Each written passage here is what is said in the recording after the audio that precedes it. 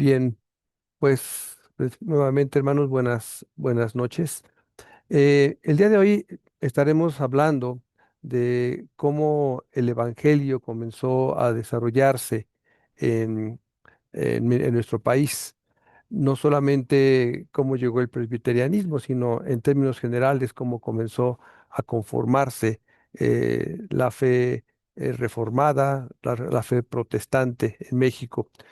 Y como lo podemos ver en el subtítulo que aparece en nuestra presentación, estaremos viendo el contexto político, económico y social también en nuestro país para poder entender el ámbito en el que estas primeras comunidades evangélicas en nuestro país van a comenzar a desarrollarse. Entonces vamos a dar paso a ello. Al consumarse la independencia de nuestro país, el 27 de septiembre de 1821, se inicia un proceso de búsqueda de un sistema político-económico que le permita tener un desarrollo viable. Sin embargo, lo que se desencadenó fue una lucha intensa por el poder entre facciones que buscaban conservar el modelo que se heredaba de la época colonial, los llamados conservadores, y el que buscaba establecer un modelo diferente que permitiera desarrollar el sistema capitalista en nuestro país. Es a ellos a los que se les va a conocer como liberales. El vaivén de la política tenía a nuestro país sumido en una inestabilidad tal que se reflejaba en enfrentamientos violentos, golpes de Estado, intervenciones extranjeras armadas que no permitían un desarrollo adecuado. En el mapa que podemos ver nosotros en la pantalla es la imagen política de nuestro país en esa época posterior a la independencia de nuestro país. Podremos observar todavía en ese momento, está Texas incluido en territorio mexicano. Hacia el norte todavía está lo que es Nuevo México, la frontera, el río Colorado, por ejemplo, que se puede observar pertenecía a nuestro país. Y hablamos de todo lo que es la Alta y la Baja California. Podemos observar cómo el estado de Coahuila y Texas eran un solo estado. Podemos observar cómo México, el estado de México, iba desde el Océano Pacífico y casi hasta el Golfo de México, cerca de lo que hoy es Veracruz, etcétera. Todo Yucatán prácticamente estaba conformado en un solo territorio. Chiapas estaba muy unido a lo que es Guatemala, aunque aquí se ve la separación, pero en un principio parte de Chiapas pertenecía a Guatemala. Pero bueno, ese era el contexto. Y obviamente estas luchas que se presentaban era lo que dominaba prácticamente desde el principio de la independencia. De acuerdo a la Constitución Política de México, que fue promulgada en 1824, en su artículo tercero, la religión de la nación mexicana, dice el artículo, es y será perpetuamente la católica apostólica romana.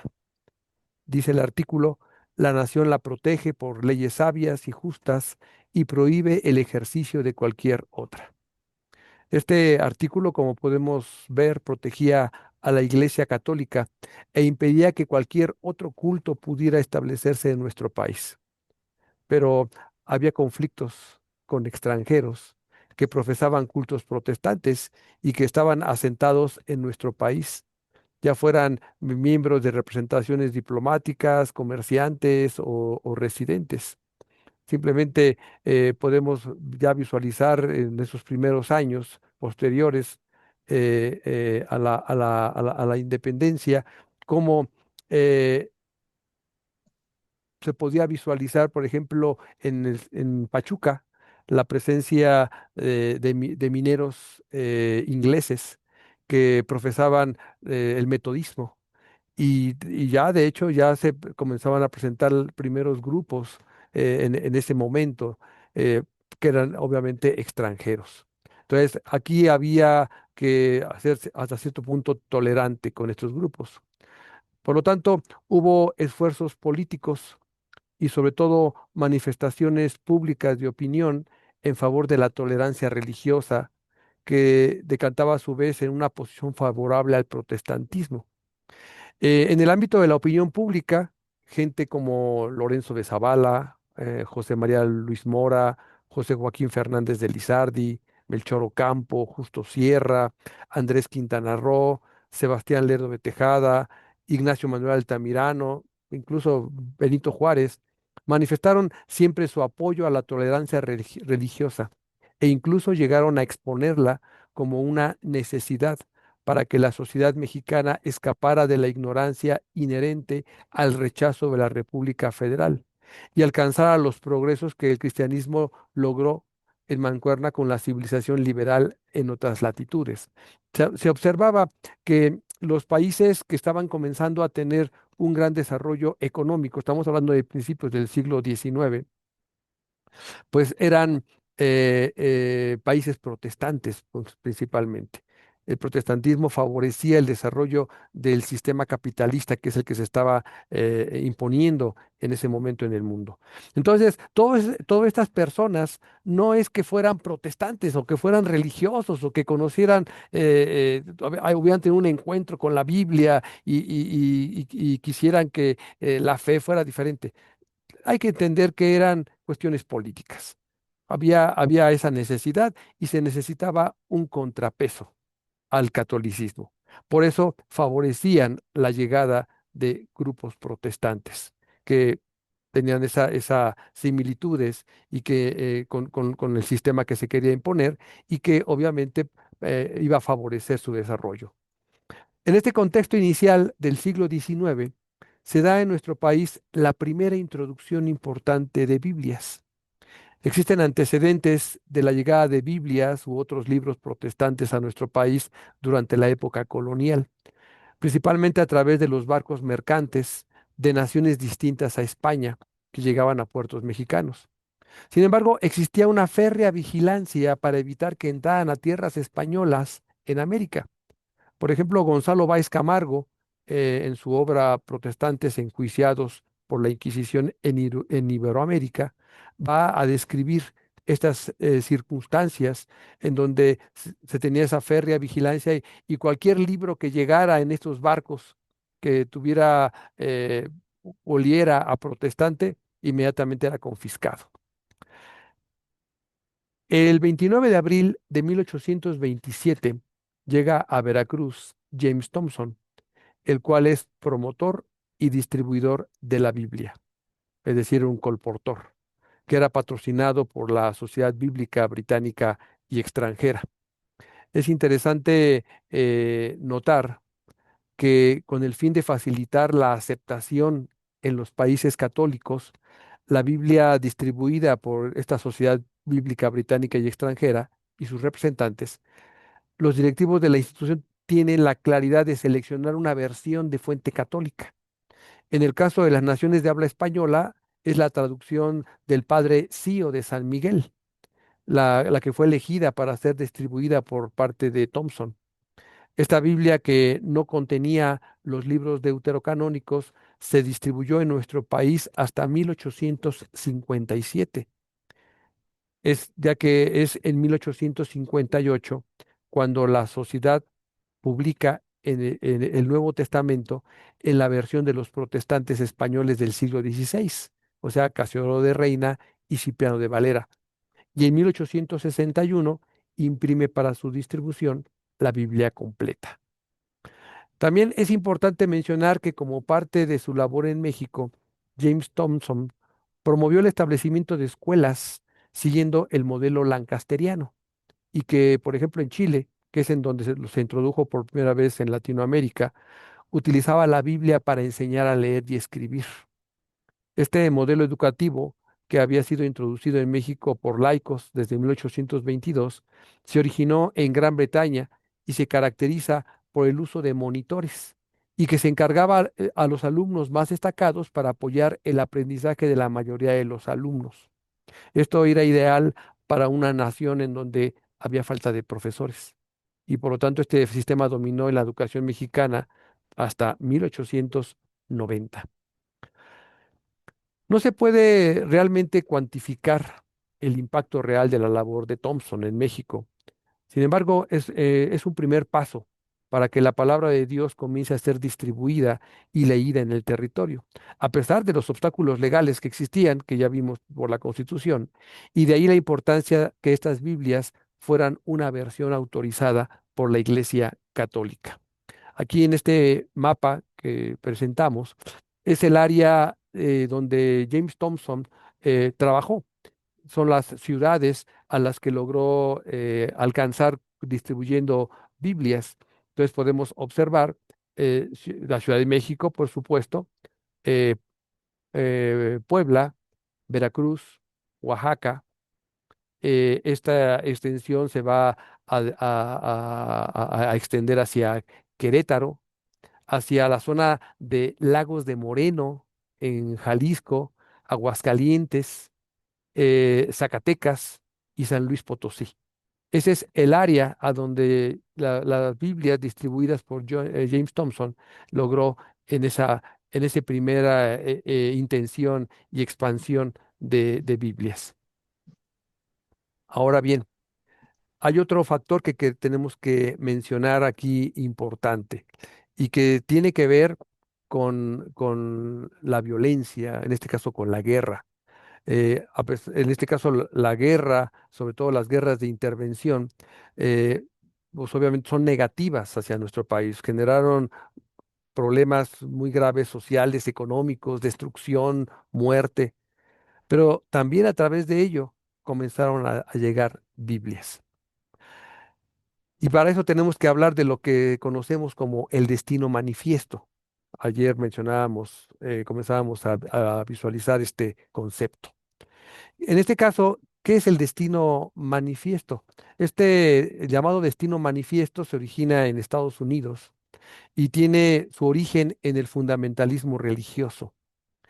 Es en agosto de 1845, cuando, mostrándose un fundamentalismo temprano, el periodista estadounidense John L. O'Sullivan publica un artículo titulado Anexión. Su objetivo fue apoyar la incorporación por la vía militar de Texas a Estados Unidos. El concepto de destino manifiesto aparece en el país del norte como argumento muy importante para justificar la conquista, en este caso del oeste, que también se le conocía como el salvajo oeste, y justificar las masacres de los pueblos originarios de la época. No era la primera vez que se le utilizaba.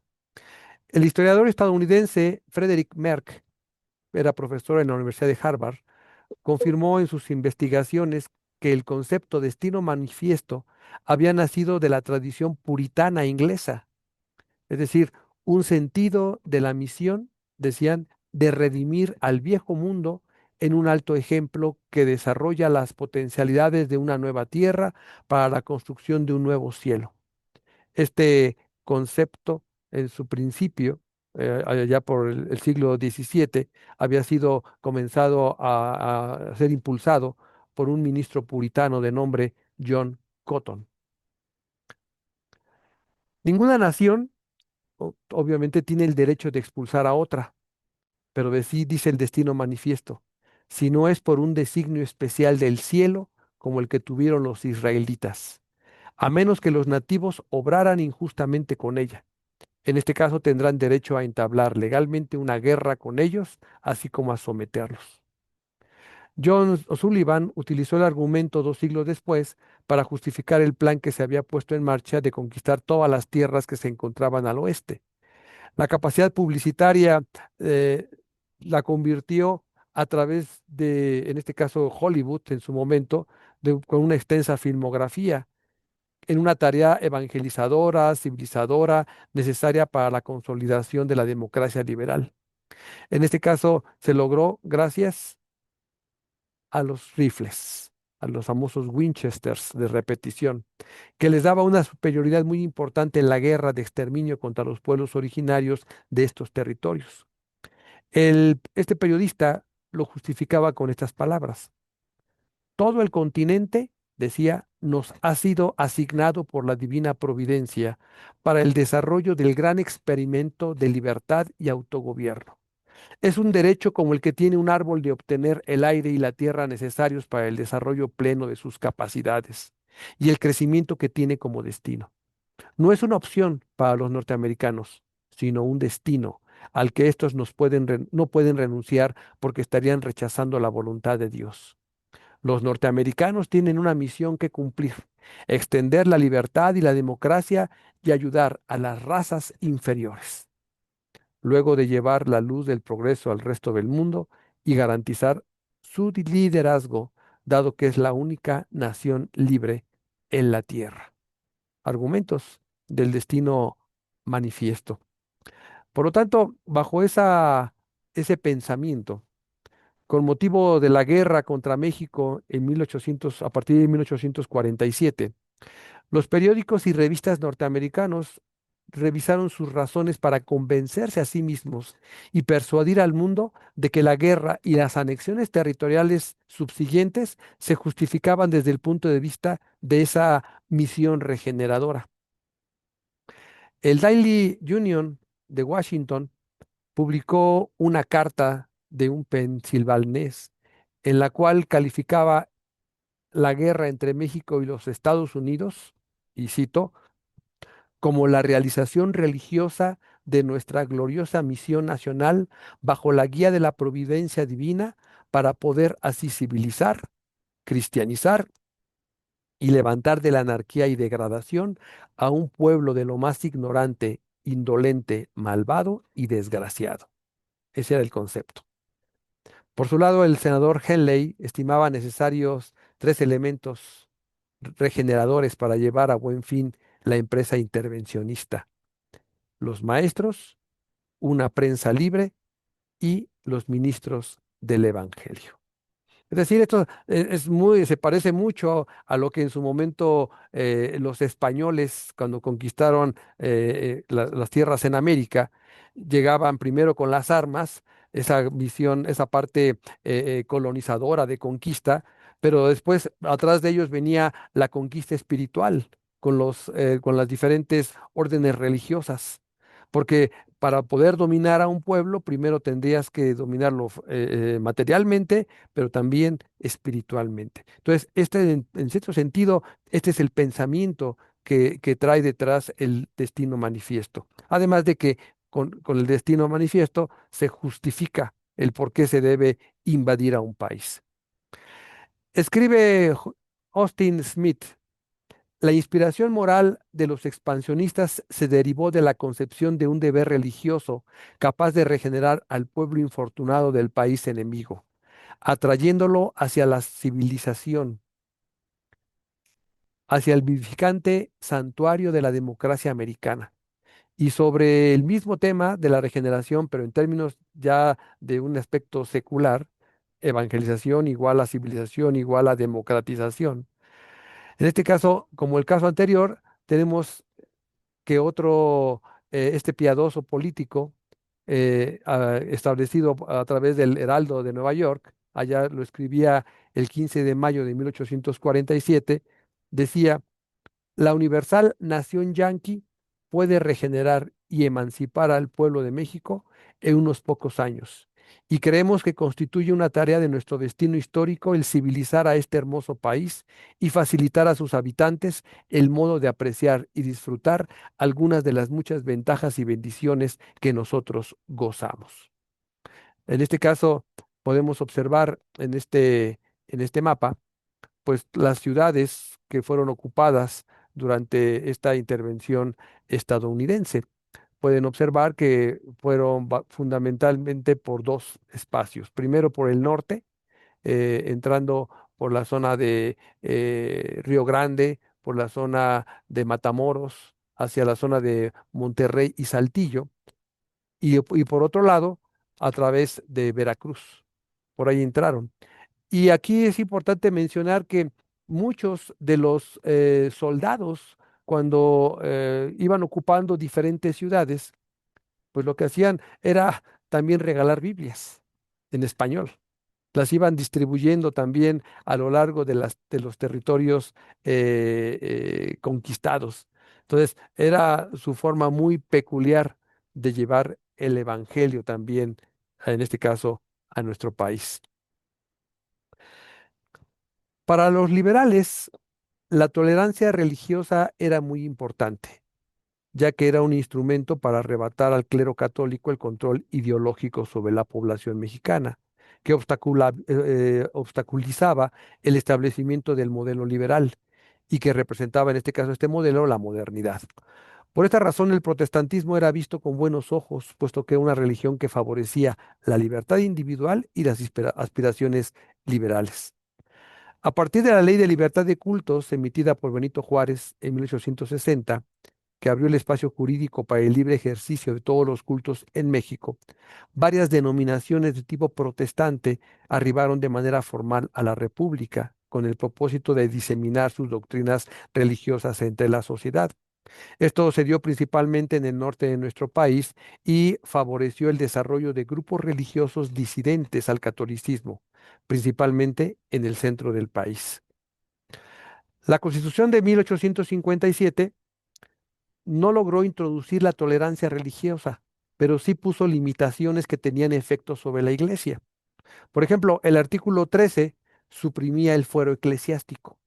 El 27 impedía a las corporaciones adquirir en propiedad o administrar por sí bienes raíces. Y el 123 consignó el derecho del gobierno federal a intervenir en materia de culto religioso y disciplina externa. Las leyes de reforma de julio de 1859 llevaron aún más adelante las restricciones al poder de la Iglesia, en este caso la nacionalización de los bienes del clero, la supresión de órdenes religiosas, la prohibición de erigir nuevos conventos, así como la secularización del matrimonio, de los cementerios, los hospitales y establecimientos de beneficencia, que fueron en este caso golpes duros al catolicismo. Y no lo fue menor el establecimiento de la tolerancia religiosa que hizo realidad con la ley del 4 de diciembre de 1860. En el periodo presidencial de Lerdo de Tejada, la cuestión religiosa adquirió un carácter especial. Su posición frente a la Iglesia Católica fue radical, llevó a cabo medidas que pusieron al rojo vivo el enfrentamiento entre Iglesia y Estado, y estas medidas fueron la constitucionalización de las leyes de reforma y el acta de su promulgación en 1874, la expulsión de los jesuitas en mayo de 1873, la exclaustración de las Hermanas de la Caridad, eran 410 religiosas en casa de las principales poblaciones de la República entre 1874 y 1875. Y por último, la actuación del gobierno frente al protestantismo que hemos visto como proteccionista y favorecedora. Por lo tanto, no es casual que en estos años, finales de los años 60, principios de los 70, llegaron al centro de nuestro país de forma oficial misioneros extranjeros, principalmente presbiterianos, metodistas y bautistas, provenientes de Estados Unidos, para realizar su obra en nuestro territorio.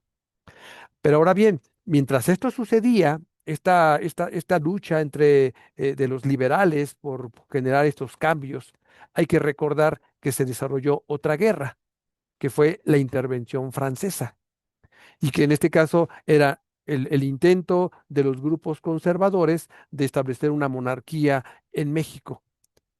Entonces, en este caso, en esta intervención, segunda intervención francesa, entre 1862 y 1867, también favoreció la entrada de literatura. Y de esto tenemos el testimonio de Sóstenes Juárez, el cual había sido un soldado liberal y masón, y el cual durante la intervención francesa estuvo prisionero. En 1865, él da testimonio de su celador francés, que le obsequió una Biblia en ese idioma, en francés, y por lo tanto, Sóstenes Juárez escribe lo siguiente al respecto de esa experiencia. Él dice, comencé a hojearlo solamente por pasar el tiempo, sin propósito alguno. Pero pronto principié a tomarle interés encontrándole algunos pasajes interesantes. Finalmente llegué a leer sin saltarme desde el Génesis hasta la Revelación y a tomar gusto por meditar algunos versículos. En suma, la obra me interesó sobremanera y ya no podía prescindir de su lectura. Noté claramente que había encontrado lo que necesitaba. Yo, que había anhelado la libertad de acción para mi país, ahora anhelaba la libertad del espíritu para mis compatriotas que se hallaban bajo el yugo de Roma. Veía patentemente que la lectura de este pequeño libro habría de libertades de la tiranía romanista. Resolví que cuando saliera de mi cárcel política, trataría de salvar a mis paisanos todos, a mi querido pueblo mexicano, de la cárcel religiosa en que se hallaba arrojado. En cuanto me viera libre, iría a mostrarles mi libro y habría de extender en cuanto pudiera sus preciosas enseñanzas. Todo este conjunto de eventos, en este caso retomando la guerra de intervención, los cambios en las leyes, primero con Estados Unidos la intervención y después con los franceses, pues tenemos que reconocer que influye para que en nuestro país hubiera Biblias y mucha gente las comenzara a leer de forma privada. De hecho, algunas familias estudiaban la Biblia e incluso invitaban a sus vecinos para que conocieran la palabra de Dios, tanto en la Ciudad de México como en otros lugares de nuestro país. Aquí en este mapa, resumiendo un poquito, pues tenemos las ciudades que fueron ocupadas durante la intervención francesa y podemos observar que también estamos hablando de ciudades del norte, Chihuahua, Monterrey, Saltillo, Ciudad Victoria, pero también vamos a encontrar puertos como Tampico, como Tuxpan, como Veracruz, y en la ruta de Veracruz a la Ciudad de México y hacia Oaxaca, pues ciudades como Córdoba, Orizaba, Tehuacán, etcétera. También ciudades como San Luis Potosí, Zacatecas, Guadalajara, Mazatlán, inclusive Morelia, Tepic e incluso hasta Acapulco. Y al norte, fíjense, Guaymas. eh, Hubo presencia de soldados franceses y de una u otra manera también poco a poco comenzaban a llegar Biblias a esos lugares. Así que obviamente las Biblias poco a poco comenzaban a desarrollarse, a expandirse y a caer en manos de los mexicanos. Arcadio Morales hace referencia a estos grupos que se reunían para estudiar la Biblia. Él dice, en el año de 1860, en el local contiguo al templo de la Santísima, allí vivía un zapatero francés. Este los domingos reunía a 8 o 12 personas a quienes leía y explicaba las escrituras en castellano. Estas personas se van alejando del catolicismo paulatinamente. Parte de esto que estamos comentando. Entonces, aquí cerramos esta primera parte, en donde tenemos primero entrada de Biblias con James Thompson, después la guerra de intervención estadounidense, cambios en las leyes dentro del país, la intervención francesa, y poco a poco se abre este panorama. Pero hay otros factores que también van a permitir la llegada de Biblias. Y para esto van a estar presentes también los colportores, o sea, los distribuidores, vendedores de Biblias y además los predicadores. Una de ellas, muy importante, va a ser Melinda Rankin. Aquí vamos a hacer un paréntesis y nos vamos a regresar un poquito en el tiempo. Melinda Rankin nace en 1811. Ella se cría en Nueva Inglaterra y es educada con un fuerte sentido religioso evangélico. Melinda siente la necesidad de ir a otras partes del territorio estadounidense como maestra e iniciadora de centros escolares. Y esto le prepara de tal manera que años después usaría su experiencia de cruzar fronteras internas en su propio país para ir más allá, a una tierra con otro trasfondo socioreligioso, cultural y lingüístico. Es importante situar a Melinda Rankin en ese contexto religioso que la formó. entre 1790 y 1830 tiene lugar en Estados Unidos ese llamado Segundo Gran Despertar, que es ese deseo misionero de ir a otros lugares para predicar. En este caso, diversos personajes y grupos conformaron organizaciones y esfuerzos evangelísticos con el fin de llevar el conjunto de creencias protestantes evangélicas a todas partes. De alguna manera contribuye a fortalecer el sentido misionero de personas como Melinda Rankin, además de las meras motivaciones religiosas y espirituales, pues también el triunfalismo de la nueva potencia norteamericana.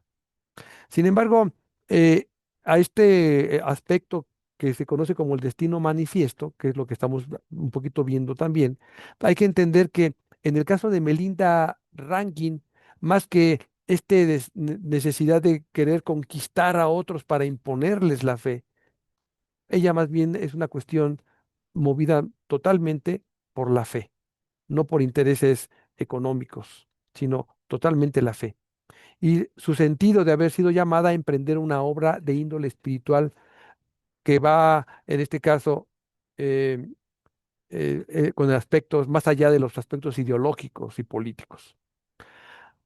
Hacia 1846, y por la información que circula en Estados Unidos por la guerra con México, Rankin se entera del predominio religioso católico romano en nuestro país y la prohibición existente para el establecimiento de otros credos religiosos. Comienza una campaña personal y escribe a varias publicaciones periódicas protestantes con el fin de llamar la atención a los lectores sobre las condiciones opresivas, sin embajes, y es que así como si las considera, y en que tiene el catolicismo al pueblo mexicano. Cabe mencionar que mientras muchos protestantes angloamericanos tenían opiniones despectivas de los mexicanos o de los mexicoamericanos, que en este caso habían quedado dentro de lo que era Texas y que ya pertenecía a Estados Unidos, Rankin asume una posición distinta y va al encuentro de una comunidad marginada por los nuevos dueños de los extensos territorios que pertenecían a México. En mayo de 1847, la misionera Rankin se instala en Huntsville, donde abre escuelas y se dedica a la docencia. En este caso, el esfuerzo de Rankin, junto con el apoyo de algunas personas que ven con simpatía sus esfuerzos, hace posible que en el año de 1854 tenga lugar la apertura del Instituto Femenil de Río Grande en Brownsville, ahí en Texas, y combina las tareas docentes con la de impulsar la distribución y estudio de la Biblia. Melinda enfrenta obstáculos para su labor, uno de los cuales tiene que ver con su condición de mujer en un espacio donde los varones dominaban de una manera muy amplia la vida institucional y cotidiana de Brownsville y de Matamoros.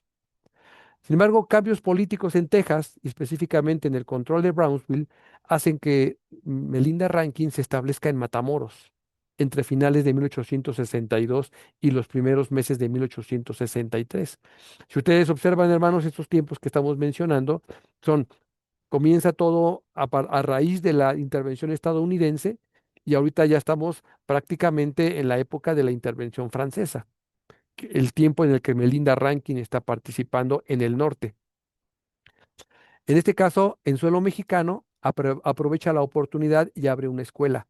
Y a pesar de que las condiciones sociales y políticas de México no eran favorables para que una mujer extranjera y además misionera protestante se adentrase en el país por territorios que se disputaban liberales y conservadores, Melinda Rankin tomó la decisión de hacer el viaje y después de largas jornadas en diligencia llegó a Monterrey en mayo de 1865.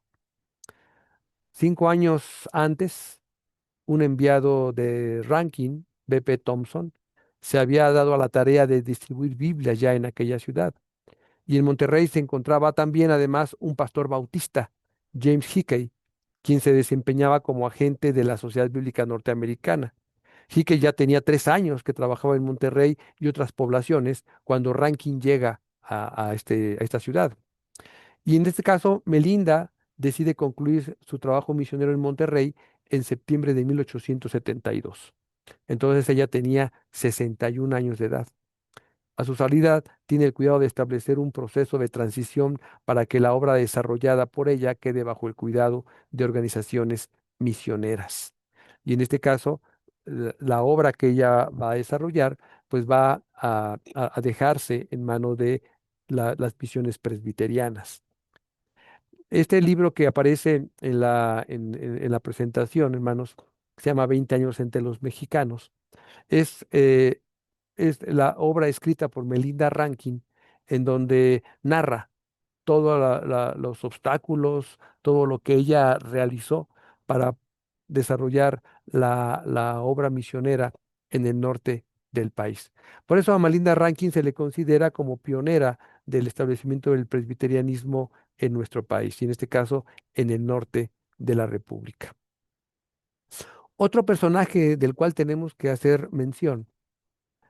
Bueno, antes de esto, quiero que vean el mapa. En este mapa podemos observar el área de influencia de la obra de Melinda Rankin entre 1862 y 1865, en donde de Brownsville pasa a Matamoros, de Matamoros va a Monterrey, y en este caso, aunque ella no viajó, pues mandó personas que fueran incluso hasta Zacatecas para la distribución de las Biblias.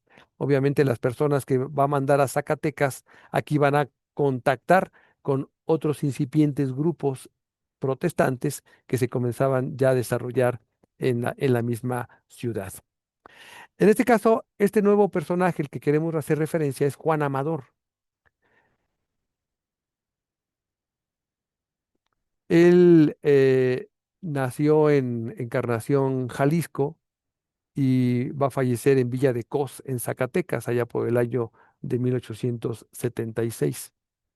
Él era de ideas liberales, y al estallar la revolución de Ayutla se adhirió al movimiento liberal, combatió a los conservadores, se opuso férreamente a la invasión francesa y al imperio de Maximiliano, obtuvo el grado de coronel y fue presidente municipal de Villa de Cos, en Zacatecas, entre 1861 y 1868. Para Juan Amador era imprescindible quebrar el dominio político, económico y cultural de la Iglesia Católica Romana. Nuevamente, él era liberal, y la religión católica simplemente era un obstáculo para que hubiera un mayor desarrollo económico, social del país. Por eso los liberales simpatizan mucho con el protestantismo. Juan Amador evidenció su posición en su texto El Apocalipsis o Despertar de un Sansculote, así se llama el libro, donde menciona a Rousseau, a Voltaire y a Montesquieu, entre otros, y en quienes respaldó sus críticas fuertes hacia el clero, juzgándolo por mantenerse alejado de las zonas rurales donde, según Amador, hacía falta ejemplos moralizantes, y señalando también una mayor presencia de la curia romana en centros urbanos debido a las relaciones económicas y sociales, poniendo en duda la moralidad del mismo. Preferían estar en las ciudades que en el campo. El impacto que tuvo dicho texto le llevó a romper relaciones con la iglesia, pero no con su religiosidad. Él se identificó con la Constitución Liberal de 1857, y su posición religiosa se comprueba en el discurso que dirigió al pueblo de Villa de Cos en la solemnidad del juramento de la Constitución del mismo año que fue promulgada. Y allí hace referencia a algunos textos bíblicos, tanto del profeta Miqueas y de los evangelios. Amador fue promotor de las libertades laicas y al mismo tiempo fervoroso anunciador de las verdades evangélicas, sin ser aún protestante en sentido estricto. Amador fue señalado por sus críticos como protestante y cismático. Sin embargo, ¿cómo fue que Amador tuvo acceso a las escrituras? ¿En qué momento él va a tener ese contacto con la Biblia y comenzar a enriquecer su pensamiento? Y para esto entonces tenemos que hablar del doctor Julio Mayet Prevost o Grayson Mayet Prevost, que él tuvo contacto con Amador. El doctor Grayson Mayet Prevost, quien llegó a México en tiempos de la invasión estadounidense en 1846 como parte del ejército. O sea, él era médico del ejército de los Estados Unidos durante la invasión. Pero al terminar el conflicto, se quedó en nuestro país y se desempeñó como cirujano, estableciéndose al poco tiempo en Saltillo y después en Fresnillo, Zacatecas. donde se relacionó con la hija del político liberal Severo Cosío Paniagua en Villa de Cos, y con la cual se casó poco después en Brownsville, Texas, debido al constante ataque del clero quien imposibilitaba las nupcias. O sea, no los dejaban casarse en México, así que se tuvieron que ir a casar a Estados Unidos. Él radicó en la ciudad de Zacatecas como cónsul de Estados Unidos. En un principio comenzó a compartir su fe, sosteniéndola por su propia cuenta, hasta que se dedicó a predicar públicamente en 1867, para lo cual llegó a adquirir el antiguo templo católico de San Agustín, que había sido decomisado por el gobierno y vendido a particulares. Esta imagen que tenemos es una imagen muy peculiar y vamos a decir, única, porque es una imagen de este templo de San Agustín en Zacatecas como templo protestante. Hoy en día este templo ya no pertenece a la iglesia evangélica. eh, fue tomado por el gobierno les apoyó para adquirir otro templo y actualmente este templo en Zacatecas es un centro cultural. Pero esta imagen nos permite ver todavía a finales del siglo XIX, principios del XX, cuando pertenecía a la iglesia evangélica. Elías Amador describió al doctor Prevost como un devoto en el ejercicio de sus deberes religiosos, tolerante siempre y juicioso, quien no dejaba de predicar a Cristo o de propagar las luces del Evangelio, fuese en su hogar o con sus íntimos amigos, encontrando en Juan Amador un aliado para llevar a cabo su ejercicio religioso. Quiero hacer mención que Elías Amador, que es el que está haciendo esta descripción, es hijo de Juan Amador, ¿sí? Tan pronto como les fue posible, él y su esposa escribieron a Filadelfia pidiendo protección para la naciente iglesia, a la que se le envió un armónico y una imprenta. El primero lo dio a la señora Natty Bradbury, Mr. Davis, y el segundo fue un obsequio de los miembros de la iglesia presbiteriana de aquella ciudad. Con esta imprenta inició la publicación del primer periódico protestante que hubo en México, el denominado La Antorcha Evangélica, que data de 1868 y que redactó Juan Amador junto con Severo Cosillo, en este caso su suegro.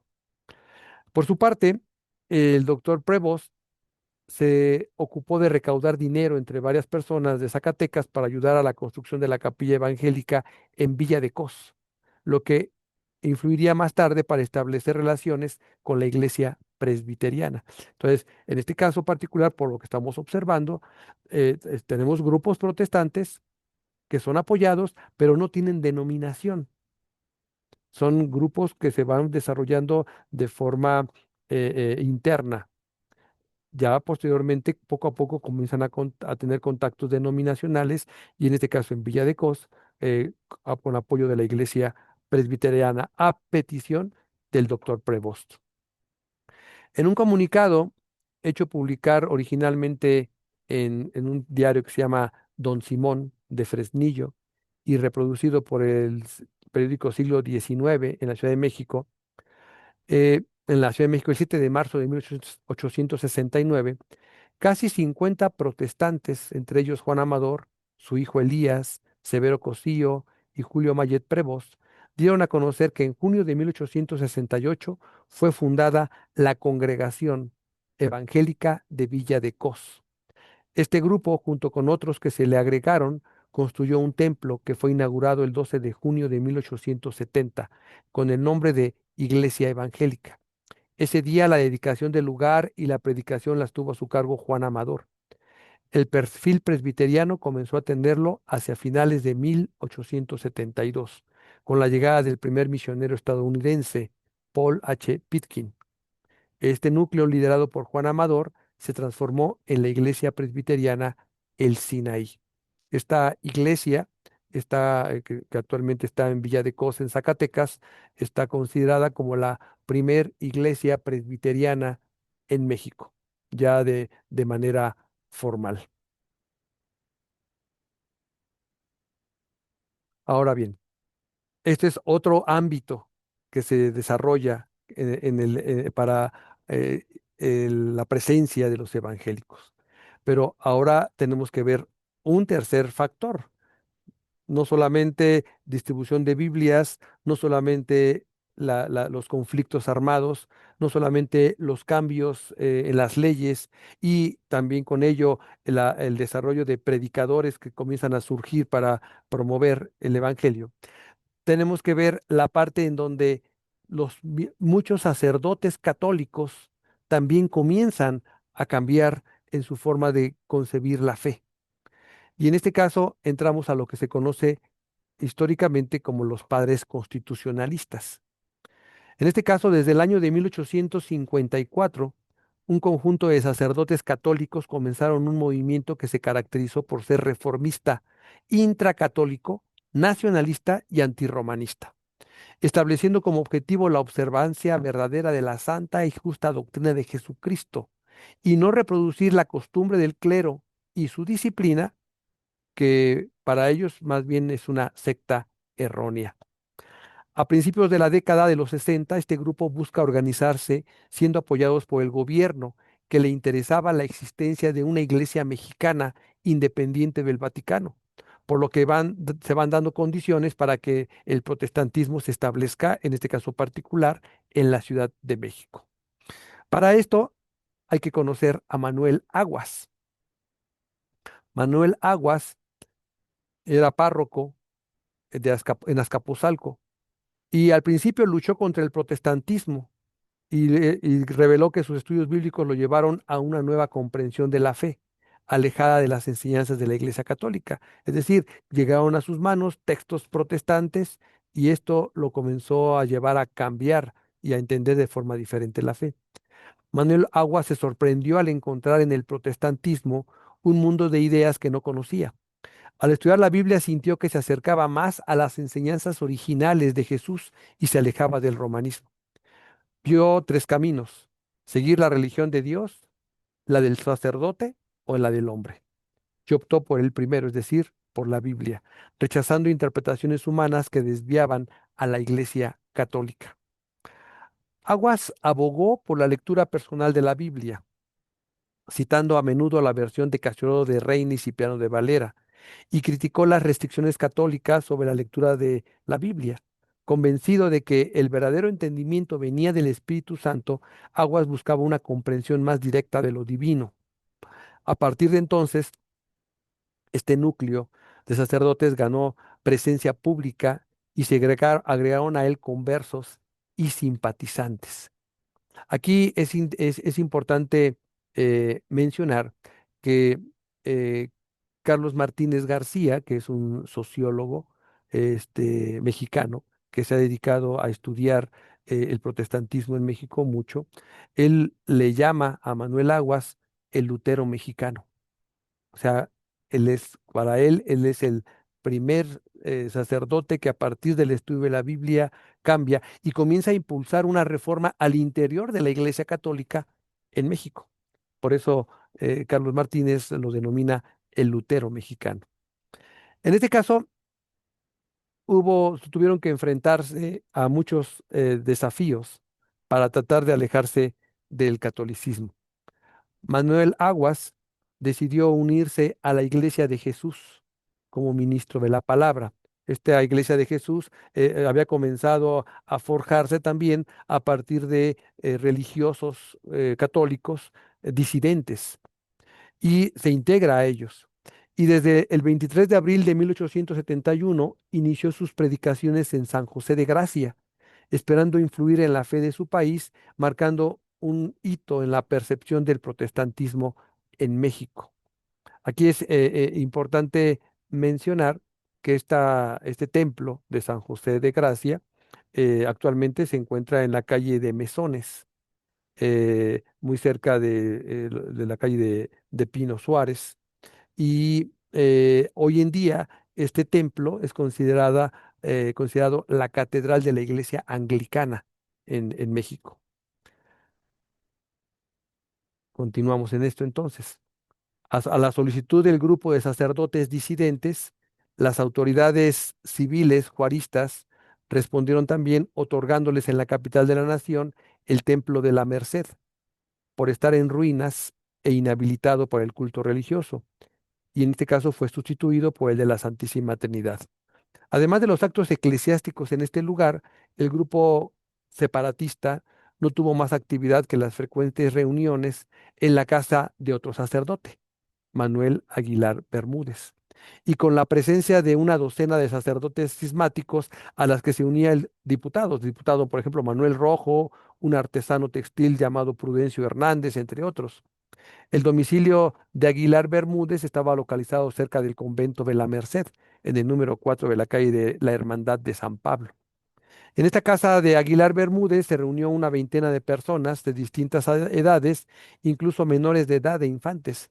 Había lecturas bíblicas, intercambios de opiniones esporádicamente. Aguilar oficiaba en forma sencilla la Santa Cena, la cual impartía bajo las dos especies del pan y el vino, y lo distribuía de rodillas. Esto aconteció antes de la intervención francesa en México, es decir, entre 1861 y principios de 1862. Entre 1864 y 1867, el grupo tuvo reuniones a las que los interesados llegaron mediante invitación de algunos de los integrantes de la célula, es decir, no difundían abiertamente la existencia del núcleo, aunque tampoco era un grupo cerrado y secreto. Más bien mantuvieron un perfil bajo, en espera de fortalecerse para proyectarse hacia afuera. En 1867 murió Aguilar Bermúdez y fue sustituido en el liderazgo por Rafael Díaz Martínez y Sóstenes Juárez. Recordemos que Sóstenes Juárez es este liberal militar que conoció la escritura cuando estuvo en prisión durante la Guerra de Intervención Francesa. En 1868 se anunció en los periódicos con el fin de dar a conocer la existencia de sus actividades. Es así que, por ejemplo, en uno de los diarios más importantes apareció el siguiente aviso. El Comité de la Sociedad Evangélica, ahora sí se llaman, invita a sus amigos a que concurran al culto reformado que todos los domingos se practicará en la casa número 21 de calle de San José de Real, a un costado del conocido templo católico llamado La Profesa, en las esquinas actuales de Isabel la Católica y Madero, en el centro histórico de la Ciudad de México. En el domicilio de San José del Real confluyen varios esfuerzos y personas para consolidar la presencia protestante en la capital. En la tarea fue valiosa la asesoría de John William Butler para el fortalecimiento de lo que se hizo llamar Sociedad Evangélica, y con su experiencia para distribuir la Biblia e interesar a distintas personas en asistir a sesiones de estudio bíblico.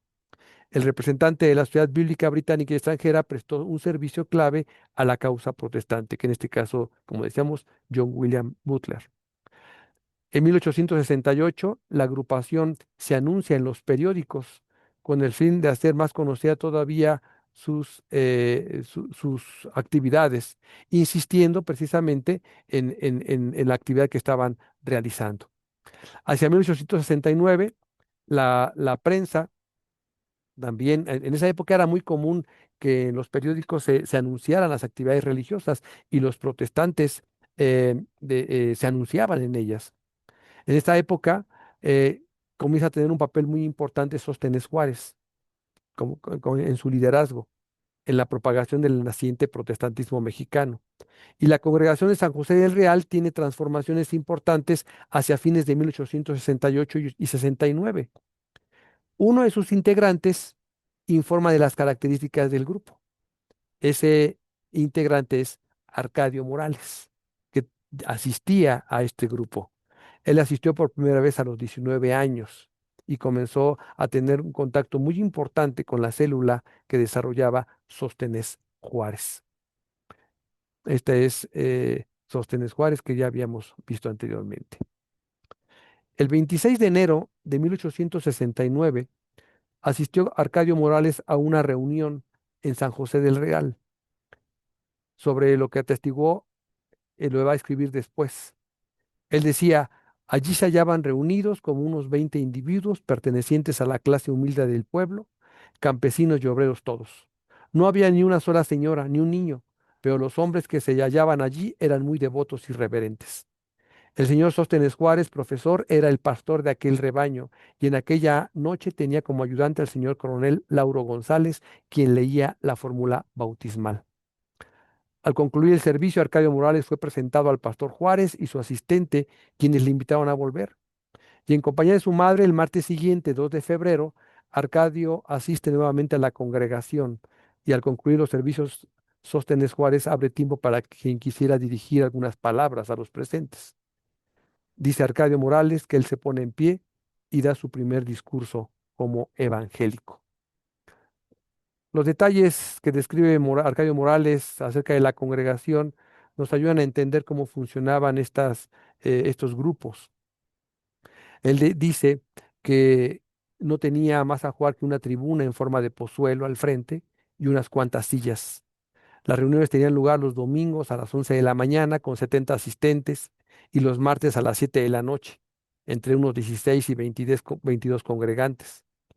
Sóstenes Juárez aparecía en el púlpito con su traje civil y dirigía el culto con una liturgia especial que había formado tomando la idea, según decía él, de otra en francés, porque un ministro protestante que había venido con la intervención francesa le había proporcionado. Ya vimos ese asunto. Lo usual era que Juárez leyera sus sermones y generalmente tomaba sus asuntos del Nuevo Testamento. La Sociedad Evangélica de San José del Real muda de domicilio de sus actividades en la Ciudad de México al antiguo convento ubicado en la calle Callejón de Betlemitas, actual Filomeno Mata, hacia principios del último tercio de 1869, según publicaron periódicos en la capital. Al respecto, la Iberia hizo un pequeño anuncio: Templo Evangélico. El que estaba en la calle San José del Real ha sido trasladado al exconvento de Betlemitas. Este era un lugar más amplio y por ello representaba un avance en el ensanchamiento del grupo que, como se ha visto, se estaba expandiendo a poblaciones incluso de otras zonas de la República Mexicana. En este caso, estas notas periodísticas permitía que los cultos se desarrollaran de una manera cada vez más importante. Eh, Sin embargo, aquí hay que hacer notar algo trascendental. Comienza la llegada de ministros eh, anglicanos a esta congregación. Y entonces comienza a haber discrepancias entre los liderazgos, porque algunos simpatizan con esta forma este, religiosa que estaba llegando, el anglicanismo y en este caso el metodismo, o sea, la iglesia episcopal. Y obviamente Sóstenes Juárez comienza a simpatizar de una manera importante hacia ellos. Sin embargo, lo que vamos a encontrar es que personajes como Arcadio Morales no estaba dispuesto a continuar con ello, porque decía que simplemente se parecían nuevamente al catolicismo y que eso estaba alejado de lo que habían estado aprendiendo. Entonces, Arcadio Morales, junto con otro ex clérigo, Agustín Palacios, rompen con Sóstenes Juárez y se ubican en otra congregación, en otro local. Iniciaron una nueva congregación evangélica, primero en la calle de 5 de Mayo, en el tramo entre Isabela Católica y Motolinía. Pero meses después, en 1873, s- van al callejón de Betlemitas, al lugar donde estaban anteriormente junto con Sóstenes Juárez, nada más que en un local alterno. Llegan al número 8 del callejón de Betlemitas. Y en este caso, es aquí en donde va a comenzar a desarrollarse el presbiterianismo en la Ciudad de México. Aquí solamente ya para terminar, mencionar, a través de Sóstenes Juárez se va a comenzar a desarrollar la iglesia episcopal, que va a dar lugar un poquito más adelante a lo que hoy conocemos como la iglesia metodista de la Santísima Trinidad de la calle de Gante. Arcadio Morales, al separarse, va a comenzar a tener contactos con misioneros presbiterianos. Él va a simpatizar con ellos y él se va a convertir en el primer líder mexicano de la Iglesia Presbiteriana en la Ciudad de México. Pero el día de mañana estaremos abordando este asunto, cómo comienza propiamente el presbiterianismo a entrar a nuestro país, cómo comienza a contactar con estos grupos evangélicos que ya están formándose al interior, o sea, son grupos endógenos, nativos, pero los misioneros van a comenzar a darle un cariz ya denominacional. Mañana vamos a hablar de el desarrollo del presbiterianismo en nuestro país.